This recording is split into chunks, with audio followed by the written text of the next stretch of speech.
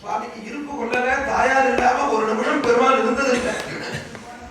அகலகில்லே நிறைவென்று அலர்மேல் மங்கையுரை மார்பா, தாயாருடைய பிரிவு பொறுக்காம பெருமாளுக்கு வைகுண்டத்துல இருக்க முடியாம அங்கிருந்து இறங்கின இடம்தான் இன்னைக்கு நாம் சொல்லக்கூடியதான திருவேங்கட மாமலை. சுவாமி புஷ்கரணி பொதுவா கேத்திரங்கள்ல மூர்த்தி வந்ததுக்கு அப்புறம் தான் தீர்த்தம் ஸ்தலம்லாம் உண்டாகும். பெருமாளால தான் பெருமை இருக்கும். திருப்பதிக்கு மாத்திரம் என்னன்னா அந்த தீர்த்தமோ மலையோ எல்லாமே பெருமாளுக்கு முன்னாடிலேருந்தே பெருமை வாய்ந்த கேத்திரமா. அப்பேற்பட்ட அந்த கேத்திரத்துல பகவான் இறங்கினார். இறங்கி அப்படியே இருந்துட்டு அந்த சுவாமி புஷ்கரணி தடங்கள்லாம் அந்த காட்டுல வந்து இறங்குறார் பெருமாள். அப்படியே மனசுல அன்னைக்கு சீதாதேவியை பிரிந்த ராமன் எப்படி இருந்தாரோ அப்படி இருந்தாரா பெருமாள். அப்படி இருந்தோம்னா இந்த தேவிக்கு காட்டுக்கு வந்துட்டாலும் இவர் சாப்பிடாம என்ன பண்றாரோ தெரியல, நாம விட்டுட்டு வந்துட்டோமே பார்த்தா இவர் ஒரு பைத்தியக்காரன் மாதிரி சுத்திட்டு இருக்காரு பெருமாள். இவருக்கு ஆகாரத்துக்கு ஏற்பாடு பண்ணணும்னு அந்த ஒரு எண்ணத்தோடு கூட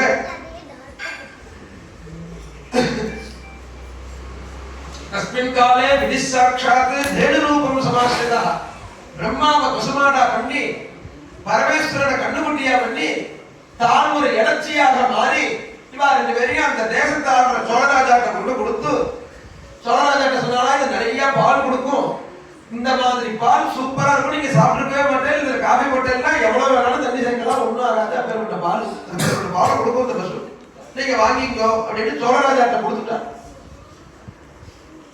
சோழராஜாட்ட ஏற்கனவே ஆயிரக்கணக்கான பசு இருக்கிறதுனால அவன் பசுமாட்டை வாங்கி கட்டிட்டா அதை கவனிக்கல. வெகு காலம் ஆச்சு. இந்த மாடு கரெக்டா பெருமாள் இருக்கிற ஒரு புத்து, அவர் தியானத்துல இருக்கார், அந்த இடம் புத்தா எடுத்து அந்த புத்துல போய் கரெக்டா தானே பாலை சொரியுது. இந்த பிரம்மா பசுமாடு ரூபத்தோட இருக்கிற பிரம்மா பாலை சொரிஞ்சுட்டு போயிடும். இப்படி இருக்கிற சன்னிவேசத்துல அவ ஏதோ நல்ல பசுமாடு, ரொம்ப வசதியான பசு, பால் நல்லா இருக்கும்லாம் சொன்னாலே அந்த பாலை நீ ஒரு நாள் கூட கொண்டு கொடுக்கலையே, என்ன காரணம்னு இந்த மாடை பார்த்துக்கிறவன்ட்ட கேட்கிறா அந்த ராணி. அந்த கோபாலன் சொன்னா அப்படியா நானும் கவனிக்கலையேன்னா போய் பார்த்தா அந்த மாடு கடந்தா பால் கறக்க மாட்டேங்குது. அப்ப ராணி கேட்கிறா, நீனே பாலை சாப்பிடுறியா இல்ல பாலை வேற ஏதாவது பண்றியா, அந்த பால் நல்லா இருக்கும்னா நீ ஒரு நாள் கூட கொடுக்க மாட்டேங்கிறீன்னா சொல்லிட்டு இவனை கண்டபடி திட்டி அவமதிச்சுடுறான். இவன் உடனே என்ன பண்றான், இந்த மாடை பார்த்துக்கிற இடையன் கடப்பாறை எடுத்துட்டு இந்த மாட்டு பின்னாடியே போறான். மாட்டை அவுத்து விட்டுட்டு போனா அந்த மாடு ஒரு இடத்துல பால் சொரியறத பாக்குறான். இந்த மாடு தானே நமக்கு அடி வாங்கி கொடுத்தது, திட்டு வாங்கி கொடுத்ததுன்னு கடப்பாறையால அடி போகணும். மாட்டை அடிக்க அந்த கடியை ஓங்கினா உள்ள நித்தியம் பால் கொடுத்துட்டு இருக்காரு சுவாமி. நமக்காக பசு அடி வாங்குறதான்னு பசுமாட்டை தள்ளிட்டு தலையை தூக்கினான். அப்பதான் இந்த இடத்துல அடி விழுந்தது. அடி விழுந்து பெரிய காயம் ஏற்பட்டு எடுத்து ரத்தம் கொண்டது சுவாமி. இப்படி இருக்கிற இந்த சன்னிவேசத்துல அவன் இடையில தள்ளிட்டு ராஜா வந்து பார்த்து அந்த இடையில அடிக்கிறதுக்கு கிளம்பினா. உடனே சுவாமி கோபம் வந்து எழுந்துட்ட ரத்தம் கொட்ட கொட்ட, விஷாதோபவ துர்புத்தே, நீ ராஜாவாணி ஒரு விஷயத்தை கவனிக்காம என்ன நடக்கிறதுங்கிறதெல்லாம் மனசுக்கு வாங்கிக்காம இப்படி ஒரு ஆட்சி பண்றையே, என்ன ஏதுன்னு உனக்கு தெரியுதா, நீ எல்லாம் எதுக்கு இருக்கேன்னு நீ பிசாதா போகுது, உனக்கு இதுக்கெல்லாம் நீ லாய்க்கு இல்லை அப்படின்னு சபிச்சுடுற. அவன் ராஜா என்ன பண்ணா, நான் என்ன தப்பு பண்ணினேன், நான் எந்த தப்பு ஏதாவது ராஜாக்கு இவர் பெருமாள் தான் தெரியாம அவர் மேல ஒரு சாபத்தை கொடுத்தான். அவன் தலையில எப்பவும் வயிற்று கிட்ட ஒரு சாபத்தை கொடுத்தான். பெருமாளுக்கு ராஜா சாபம் கொடுத்தான். இப்படி இருக்கிற சன்னிவேசம் அது ஒரு வாரம் ஆகி சுவாமி ரத்தம் கொட்ட கொட்ட அப்படியே போயிட்டே இருக்கா. அவர் பெருமாள் தெரிஞ்சுட்ட அந்த ராஜா தன் சரணத்துல விழுந்து இப்ப என்ன பண்றதுன்னா, இது எல்லாம் என்னுடைய லீலை தான், நீ பண்ணது ஒன்றும் தப்பு இல்லை, பயப்படாதேன்னு சொல்லி நான் கரையில ஒரு பெரிய பாதத்தோட கூடின ஒரு ரத்ன கிரீடத்தை தரிக்க போறேன். அந்த கிரீடத்தை நீ பிசாதா ஆன உனக்கு சாபத்துக்கு ஒரு விமோசனமா தீபமா எடுத்து இந்த வெள்ளிக்கிழமையில தரிசனம் பண்ணி அந்த சாப விமோசனத்தை நீ அடைவாய். அந்த பாரத்தை உனக்காக கிரீட ரூபமா நான் சுமக்கிறேன்னு சுவாமி சொன்னார். அதனால இன்னைக்கும் இந்த பெருமாள் சாத்தியம் இருக்கிற கிரீடமானது இருக்கே, ஒரு 3 அடி உயரம் இருக்கு. அதை ஒத்தரா தூக்கி சாத்த முடியாது, ரொம்ப பாரமா இருக்குமா. அதுக்கு இந்த புராணத்துல இந்த ஸ்லோகம் கிரீடம் சதபாரம் ரத்னவச்ச சமாகுலம் அப்படின்னு இதற்கு புராணத்துல மகாஜன் சொல்ற சொல்றா, வெள்ளிக்கிழமை சாயந்தரத்துல அந்த கிரீடத்தை நான் தரிச்சுப்பேன். வெள்ளிக்கிழமை காலத்துல திருமஞ்சனம் ஆகும், சாயந்தரத்துல அந்த கிரீடத்தை தரிச்சுப்பேன், நீ என்ன பாரு. சுக்கிரவாரே து சாயான்னே கிரீடம் தாரயாம்யஹம் கிரீடதாரணே ஸ்யாத நேத்ரே மே ஜலபூரிதே. அந்த கிரீடத்தினுடைய பாரத்தினால சுவாமி நேத்திரத்துல ஜலம் வருமா. நேத்ரே மே ஜலபூரிதே, அந்த கிரீட பாரம். அப்படி ஒரு காட்சி தர கடிகா சக்கமாத்திரத்தே சுகம் தத்ர பவிஷ்யதி. ஒரு கடிகைன்னா 24 நிமிஷம் 6 கடிகை, 6 24 தான் 3 மணி நேரம் காலம் உனக்கு இந்த சேவை நான் தரேன்னு சுவாமி வாக்கு கொடுத்தா. உடனே அடிபட்ட அந்த பெருமாள் ரத்தத்தோடு கூட மருந்து தேடி அப்படியே கிளம்பி வரா. இப்பேற்பட்ட அப்படியே போயிட்டு இருக்கும்போது கடிகாதல இந்த சேஷாதலத்துக்கு பல பேர், ஒரு பேர் கிடையாது, நம்ம சொல்றது வேங்கடாதிரின்னு சொல்லிட்டு இருக்கோம். இதுக்கே என்ன அர்த்தம்? வேங்காரோ அமிர்த பீதஸ்து கடம் ஐஸ்வர்யம் உச்சதே அமிர்த ஐஸ்வர்ய சங்கத்வாது வெங்கடாத்ரி நிதிஸ்மிருதா. வெங்கடாச்சலம் அப்படின்னா என்ன அப்படின்னா, வேம் அப்படின்னு சொன்னா அமிர்த பீஜமா, கடம்னா ஐஸ்வர்யத்துக்கு பேரா. இது ரெண்டும் ஒன்னா இருக்கிறதுனால அந்த இடத்துக்கு வெங்கடாத்ரி வெங்கடாச்சலம்னு பேரு. இப்படி பல காரணம் அந்த கஷேத்திரத்துக்கு. அப்படியே மருந்து தேடிட்டு வரா. மருந்து தேடிட்டு வரக்கூடிய இந்த பகவான் அப்படியே வந்துட்டே இருக்கும் பொழுது காடு காடு மலை இதெல்லாம் அப்படியே சுத்திட்டே வர. நல்ல இடமா ஒண்ணு கிடைச்சா தேவலாம் அப்படின்னு வரும்பொழுதுதான் வராக சுவாமிய சுவாமி பார்க்கிறா. வராக சுவாமிய பார்த்து, எனக்கு ஒரு இதுக்கு மருந்து வேணும், அதோடு கூட நான் வசிக்கிறதுக்கு இடம் வேணும், இது ரெண்டும் நீங்க தரணும் அப்படின்னு கேட்கிறா வராக சுவாமியின் இடத்துல.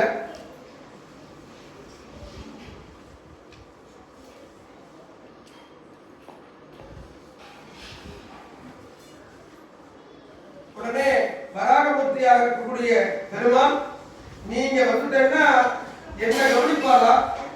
என்னுடைய இப்ப நான் இந்த கஷேத்திரத்துக்கு மூர்த்தியா இருக்கேன், எல்லாரும் என்ன வந்து சேவிக்கிறா, அபிஷேகம் பண்றா. நீங்க வந்ததுக்கு அப்புறம் எனக்கு மரியாதை இருக்குமா, எனக்கு பயமா இருக்குங்கிறாரா வராகமூர்த்தி. ஏன்னா ஸ்ரீனிவாசனுடைய குணமே என்னன்னா, எந்த கஷேத்திரத்துக்கு அவர் போனாலும் அவர் போனதுக்கு அப்புறம் அவர் கஷேத்திரம் தான். அதுக்கப்புறம் இருக்கிற பழைய சுவாமிக்கு இங்க பழைய கௌரவம் இருக்காது. இது அவருடைய சுபாவம். திருப்பதி மாத்திரம் இல்லை, எந்த ஊருக்கு ஸ்ரீனிவாசன் போனாலும் அவர் ஸ்ரீனிவாசனுக்கு தான் பெரும். அப்படி ஒரு விஷயம் இந்த பெருமாளுக்கு. அது அன்னைக்கு வராக சுவாமி கேட்டார், த்யக்த்வா வைகுண்டலோகந்து கிவர்த்தம் துமிகாகதஹ தத்வதஸ்வ மகாபாகா ஜகதானந்த காரண. வைகுண்டத்துல சௌக்கியமா இருக்கிறத விட்டுவிட்டு இங்கேயே நீங்க வந்தேன் அப்படின்னு கேட்கிறா. குரு முனிவர் உதச்சுட்டா, தாயார் கொல்லாபுரம் போயிட்டா. அதனால கஷ்டப்பட்டு இப்படி வரும் பொழுது நடந்த கதையெல்லாம் சொல்லி என்ன அடிச்சுட்டா. உஷதார்த்தம் வராஹாத்மன்னே கச்சாமி கலிநந்தனம். இந்த அடிக்கு ஒரு மருந்தும், இந்த காயத்துக்கு ஒரு மருந்தும், தங்கறதுக்கு ஒரு நல்ல இடமும் உங்கள்கிட்ட கேட்கறதுக்காக தான் நான் விசாரம் பண்ணிருக்கேன்னு சொல்ல. உடனே பெருமாள் இடம் கொடுக்க யோசனை பண்ணும் பொழுதுதான், நான் இன்னையிலேருந்து முதல் அபிஷேகமும் முதல் தரிசனமும் உங்களை பண்ணினாதான் இந்த தரிசனம் பூர்த்தியாகும்னு நான் ஒரு வரமர வைக்கிறேன்னு சுவாமி திருமணம் பண்ணி சொன்னார். அந்த இடத்துல பிரதமம் தரிசனம் தஸ்யாது நைவேத்யம் க்ஷீரசேச்சனம் இதமேவ பரம் திரவ்யம் ததாமி கருணாநிதே. வராகமூர்த்தியை பார்த்து ஸ்ரீனிவாசன் சொல்றார், முதல் அபிஷேகம், முதல் தரிசனம், முதல் நைவேத்தியம் இதெல்லாம் உங்களுக்கு தான். அந்த சுவாமி புஷ்கரனுடைய பশ্চিம பாகத்துல வராக சுவாமியுடைய ஆலயம், சுவாமி புஷ்கரனுடைய தட்சிணத்துல தெற்கு புறத்துல ஸ்ரீனிவாசனுடைய ஆலயம். இந்த இடத்தை திருமணம் பண்ணி சொன்னது வராகமூர்த்தி. வராகமூர்த்திக்கு முதல் தரிசனம், முதல் அபிஷேகம், முதல் நைவேத்தியம் இதெல்லாம் வராகருக்கு பிரதானமாக கொடுத்து சுவாமி இங்க தங்குறார். அப்படி இருக்கும் பொழுது அதுல இருந்து அப்படி திருவாராதனம் கண்டுட்டு இப்படி சுவாமி இருக்கிற சமயம் பகுலான்னு ஒரு அம்மாவை காமிச்சு அவங்களுக்கு மருந்து போட்டு உனக்கு பண்ண வேண்டிய எல்லா சுஷ்ரூஷையும் பண்ணுவான்னு சொல்ல, இவதான் உனக்கு போன ஜென்மத்துல நீ கிருஷ்ணனாக இருந்த பொழுது இவதான் யசோதைங்கிற பேர்ல இருந்து உனக்கு அம்மாவா இருந்தான்னு அந்த சரித்திரத்தை சொல்ற. பகுல மாளிகைன்னு பேரு. பொதுவா மணக்குளி நாச்சியார்னு சாட்சாத் மகாலட்சுமியே மணக்குளி நாச்சியாருங்கிற பேர்ல பாகலட்சுமின்னு சொல்றது விகார சாகம். திருவிழையில மாத்திரம் அங்க அம்மா பிள்ளையா இருக்காரா பகவான். அங்க மகுட மாளிகைக்கு தான் விக்கிரகம் திருமண வடப்பள்ளியில. அந்த மகுட மாளிகை யாருன்னா யசோதா தேவியே மகுட மாளிகையே வந்தாலும். என்னத்துக்காக யசோதைட்ட சுவாமி கேட்கிறார், உன்னுடைய எல்லா லீலையும் நான் ஆசையை அனுபவிச்சேன், உனக்கு கல்யாணம் பண்ணி பார்க்க முடியாத ஒரு பாக்கியம் மாத்திரம் எனக்கு இல்லை. ஏன்னா சுவாமி என்ன பண்ணிட்டார், நாளைக்கு நடக்கக்கூடிய ருக்மிணி கல்யாணத்திலிருந்து எல்லா கல்யாணமும் சுவாமி போறது ஒரு காரியமா போவார், வரும்போது மாட்டுக்குள்ளோட வந்துடுவார். எனக்கு நான் பொண்ணு பார்க்க போய் சொத்தி வச்சு தின்னே அவளை பாட சொல்லி ஆட சொல்லி அப்படி ஒரு பாக்கியமே எனக்கு இல்லாம போயிடுத்து. கிருஷ்ணா மனசி தந்தி மே கிருஷ்ண தவ கல்யாண வீக்ஷணே தரிசயஸ்வரமாநாத யசோதானந்த வர்தனா. யசோதனுடைய ஆனந்தத்தை வர்த்தனம் பண்ணின கிருஷ்ணன் அப்படிங்கிற. ஏன்னா யசோதை அடைஞ்ச பாக்கியத்தை இனிமே வர்ணிக்க முடியாம மகான்கள் கவிஞர்கள் எல்லாம் சொல்றாங்க. என்ன தவம் செய்தனை யசோதா, அஹோ பாக்கியம் யசோதே. எந்த பகவானுடைய திருவடியை உலகம் பூரா ஆசிரியிக்கிறதோ அந்த பகவானுக்கு முதுகு தேய்ச்சி விட்டு என்ன தேய்ச்சி கால நம்பி சிசுட பண்றாளா யசோதை. அந்த பகவான் கண்ணை முடிட்டு என்ன தேய்ச்சிட்டு கண்ணில் அரப்பு விழுந்துருக்கு. யசோதையுடைய அந்த காலை இலைய கட்டிட்டு இருக்கிறான். யஸ்யாத்ரியுக்மனுதேவ பராப்ரபன்னாஹ கிருஷ்ணஸ்ஸயேவ தவ பாதயுகம் பிரபன்னாஹ கிம் வர்ணயாமி தவ பாக்ய மஹோ யசோதே வைகுண்டதோபி பரமஹ வ்ரஜயேஷாஸ்தே. வைகுண்டத்துக்கும் மேலா படுத்து இந்த பிரதபூமி என்னத்தினாலே உலகமெல்லாம் எந்த பகவானுடைய திருவடி பொருளியை ஆசிரியிக்குவோ அந்த திருவடியுடைய பகவான் உன்னுடைய கால கட்டிட்டு நிற்கிறான்னா கிம் வர்ணயாமி தவ பாக்யம். அஹோ அப்படின்னா நம்ம கையில தலையகிட்டு ஐயோயோங்கிற முருகம். அதுக்கு தமிழ்ல ஐயோ போறவன் ஐயோன்னா என்ன, இதுக்கு மேல அதை வர்ணிக்க முடியாது அப்படின்னா ஐயோன்றோம். அதாவது சொல்றாரு நீலமேனி ஐயோ அப்படிங்கிற பாசுரத்துல. இந்த அழகை இதுக்கு மேல சொற்கள் கொண்டு வர்ணிக்க முடியாது அப்படின்னா அதுக்கு வர்ணிக்க வார்த்தை இல்லைன்னா ஐயோவா தமிழ். சம்ஸ்கிருதத்துல அஹோ அப்படின்னா என்ன அர்த்தம்னா இன்னுமே அதை பத்தி சொல்ல முடியாது. நீ பண்ண பாக்கியம் வைக்க அத்தனை விசேஷம். இவ்வளவு பெருமை அடைந்த யசோதைக்கு கிருஷ்ணாவதார திருப்தியா இருந்ததான்னு சுவாமி கேட்டா உன் கல்யாணத்தை பார்க்காம போயிட்டேன். அப்ப என்ன பண்றதுன்னா உனக்கு இது ஒரு குறை வேண்டாம். 28வது சதுர்யுகத்துல வரக்கூடிய கலியுகத்துல உன்னுடைய அபிலாஷையை பூர்த்தி பண்ற, நீ பார்க்க கல்யாணம் பண்ணிக்கிறேன்னு சுவாமி வாக்கு கொடுக்க இத்தேவம் காரணாதேவ யசோதா பகுலா பகத். இதனால யசோதா பகுலா தேவியா ஆயிருக்காருன்னு அந்த கஷேத்திரத்துல போய் மகுடமாளிகிட்ட போய் புத்திரனாக போராடுறார். புத்திரபாவத்தோட பெருமாளை ஆசிரியிக்கிறா, பெருமாளுக்கு எல்லா கைங்கரியமும் பண்றா. அப்படி இருக்கக்கூடிய அந்த பெருமாள் அந்த கஷேத்திரமே ரொம்ப புண்ணியம் வாய்ந்த கஷேத்திரமாக ஆகிறது. துர்லபம் தேவசங்கானாம் மனுஷ்யானாம் து காகதா. தேவர்களுக்கெல்லாமே துர்லபமா அந்த கஷேத்திரம். திருப்பதி தரிசனம் உண்டே தேவர்களுக்கெல்லாம் துர்லபமா. அதனாலதான் மிருகங்கள்லாம் வந்து சேவிக்கிறதுன்னு ஒரு ஸ்தோத்திரம் சொல்றார் சுப்பிரபாதத்தில். தாடி சுதே மிக கராஜ மிருகாதிராஜ நாகாதிராஜ கஜராஜ ஹயாதிராஜா சுஸ்வாதிகார மகிமாதிகமர்த்தயந்தே ஸ்ரீவேங்கடாஜலபதே தவ சுப்பிரபாதம். ஸ்ரீனிவாசா உன்னை பார்க்கறதுக்கு மிருகங்கள்லாம் வந்து நிற்கிறது, சூரியன் முதலிய நவகிரகங்கள்லாம் வந்து நிற்கிறார், இந்திராதி லோகபாலகர்கள்லாம் நிற்கிறா. இவளுக்கெல்லாம் தரிசனம் கொடுக்கறதுக்காக நீ எழுந்துக்கணும்னு எழுப்புறா சுப்பிரபாதத்துக்கு. தேவர்களுக்கெல்லாமே துர்லபமும் திருப்பதி தரிசனம் பொழுது மனுஷ்யானாம் து கா கதா. மனுஷர்களை பத்தி சொல்லணுமான்னு கேட்ட மகாத்தியத்தை சொல்றா. இப்படி பெருமானங்க கௌரமாலியுடைய ஆசிரமத்துல இப்படி ஆனந்தமா வசிச்சுட்டு வர சமயம் சந்திரவம்சத்துல ராஜாஸ்வீரன்னு பேரு.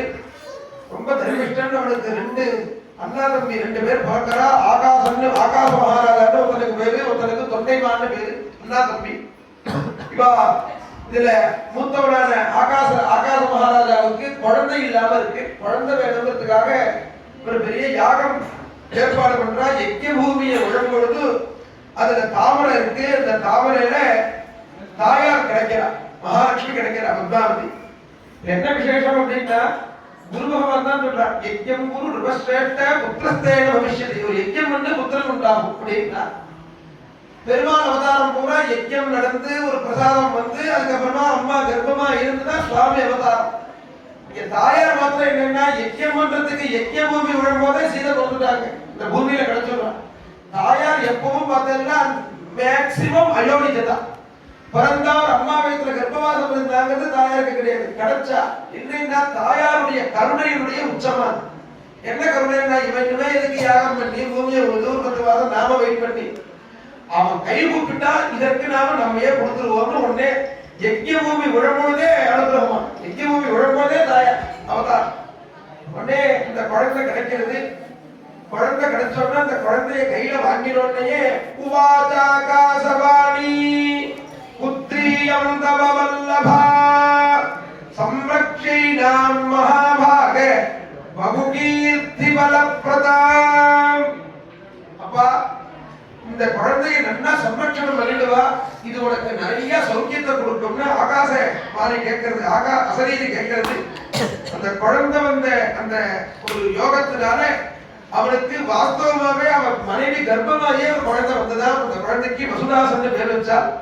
பத்மாவலீம் பத்மகர்பாம் பத்மஜாதாம் வராணனாம் பத்மாயா அவதாராம் தாம் மத்வா தஸ்யாஸ்ததா கலோத்.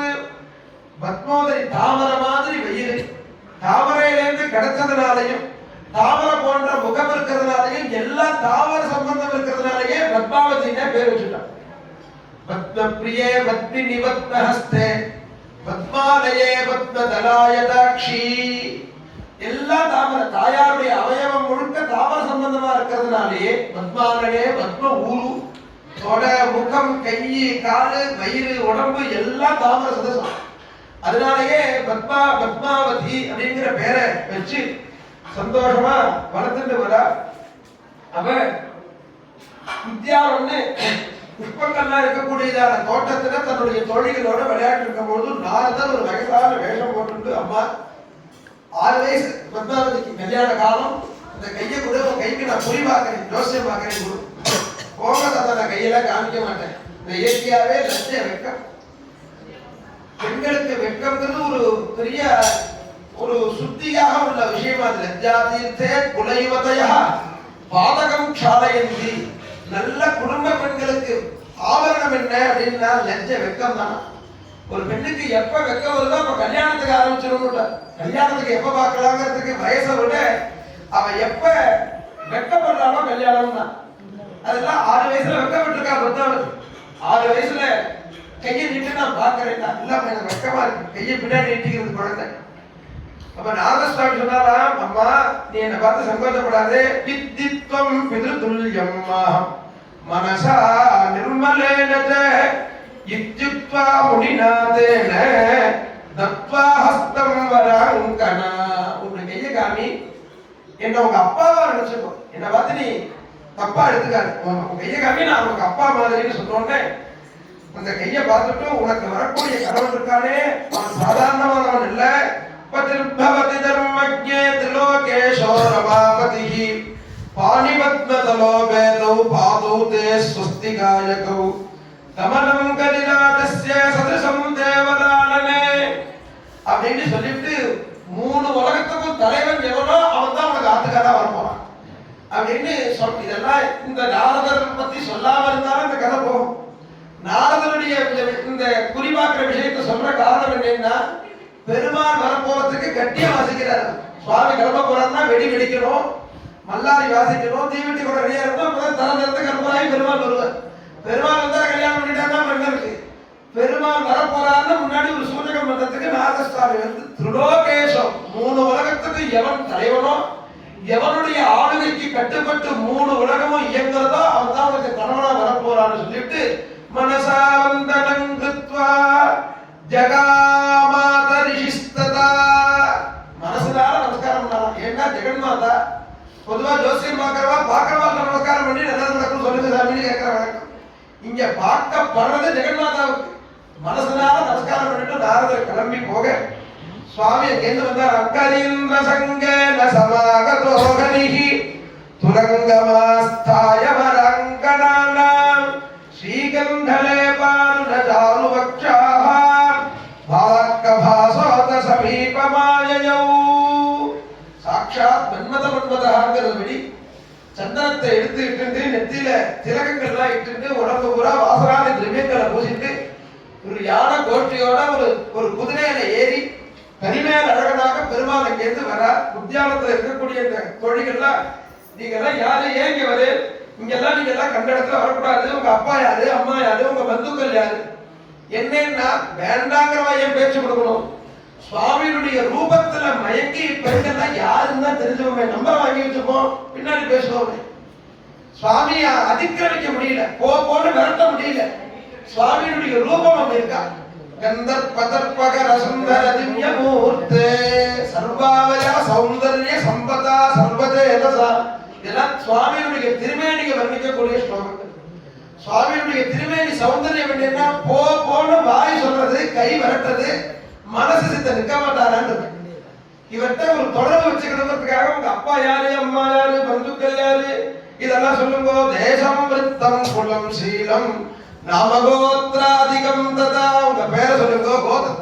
கோத்திரம் போன்னு விரட்டவன் யாராவது நட்சத்திரம் கேட்கணும் கோத்திரம் கேட்கணும் வேண்டாம் விரட்டும் போது என்ன கேட்கிறா உங்க கோத்திரம் சொல்லுங்க என்ன அர்த்தம்.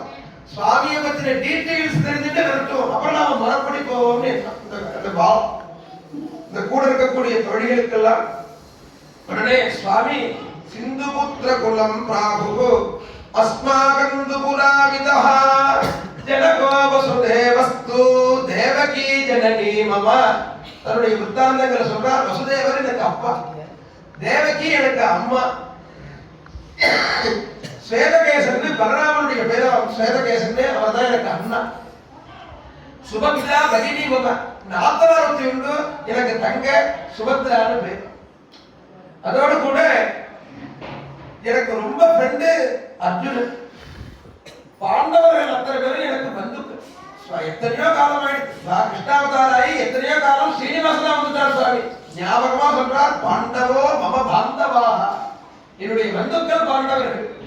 அதோடு கூட எங்க அம்மா கண்ணகரன் இருக்கேன் மாதிருவர்ணஸ்டமே தேவி கிருஷ்ணபக்ஷே நிர்மம கிருஷ்ண பக்கத்துல ஜனிச்சவோ என் பேரு என் கலர் ரெண்டும் கிருஷ்ணன் தான். வர்ணதோ நாமதச்சாபி கிருஷ்ணம் பிராகுரு மனிஷினா நான் கண்ணங்கரேன்னு இருக்கிறதுனால என்ன எல்லாரும் கருப்பங்கிறா கருப்பங்கிறாமெல்லாம் சொல்ற முடியும். ஆளுக்கு ஒரு பட்டவரை போனேன் அது கிருஷ்ணர் காலத்திலே இருந்திருக்கு.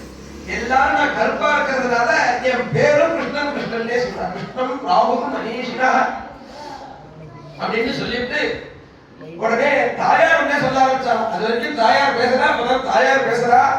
ஆகாசராஜ தனயாம் நிஷாதாதிப வித்திமாம் நாம்னா பத்மாவதியும் கிருஷ்ண குலம் சீதகரஸ்ய சந்திரவம்சத்துல பிறந்தவள்.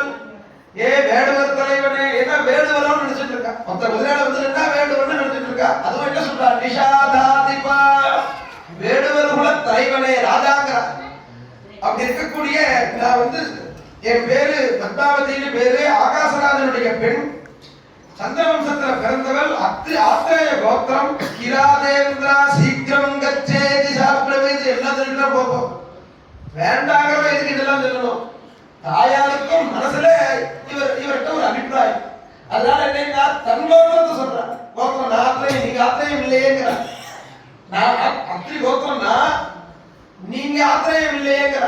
ஏன்னா மனசளவுல கல்யாண அபிப்பிராயம் தாயாருக்கிறதுனால அத்திரி கோத்திரம் கிராதேந்திரா ராஜா இல்ல நீங்க இந்த வார்த்தைக்குள்ள போ அப்படிங்கிறது வாயிலையும் செய்கையும் இருக்கே தவிர மனசு கெஞ்சறதும். என்ன சொல்லி கெஞ்சறதுன்னா கிராதேந்திரா நீ வேடர் குல தலைவரேங்கிற. இப்படி ராஜா இல்ல அப்படின்னு சொல்லி சொன்ன சுவாமி சொல்றாரு எதுக்கு இவ்வளவு கடுமையா பேசுறேன். இவ்வளவு கடுமையா பேச என்ன நடந்துருந்தோம் அப்படின்னா சொன்னோடனே பத்மாவதி அவாச்சியம் வதசே மூட உயிரோட உயிர் மேலாசம் தான் இருக்காத ஓடி போயிடு அப்படின்னு சொல்லி கல்லால அடிச்சு சுவாமி எந்த குதிரைய வதம் பண்ணிவிட்டாலும் அந்த தோழிகள்லாம் சேர்ந்து சுவாமி மேல அடிபட்டு ரத்தத்தோடு கூட நேரா தன்னுடைய ஆசிரமத்துக்கு போனா சுவாமி படுத்துட்டார். வாசத்திலேயே சிரமம் சுவாமிக்கு அடிவாங்கின சிரமம் போய் படுத்துட்டார். அந்த பகுளமாளிகை அம்மா என்னப்பா எழுதுக்க மாட்டேங்கிறீங்க ஏன் இப்படி படுத்துட்டு இருக்க ஏதாவது பேய் பிசாசு முடிச்சு கொடுத்தாங்கன்னா ஸ்மரணாதேவ என் பேரை கேட்டாலே பேய் பிசாசு நான் என்ன இதெல்லாம் பண்ணணும்? ஒரு பொண்ணு பார்க்க போனேன், அவன் கொடுத்த பிரைஸ் தான் இருக்கு. இப்ப நான் என்ன பண்றதுன்னா, நீ நேரா போய் பாரு, அவனை எனக்கு பொண்ணு கேட்டு கல்யாணம் பண்ணி நீங்க வைக்கணும் அப்படின்னா, ஏப்பா கல்யாணத்துக்கு முன்னாடியே இவ்வளவு அடி வாங்குறையே, கல்யாணத்துக்கு அப்புறம் ஒரு நிலைமை என்ன, உனக்கு இது சரியா வருமா, ஏன் வேற பொண்ணு பார்ப்போமே அப்படின்னு பகலமாளிகை கேட்க, அப்ப சுவாமி தன்னுடைய பூர்வாவதார உத்தாரணங்கள்லாம் சொல்றாங்க.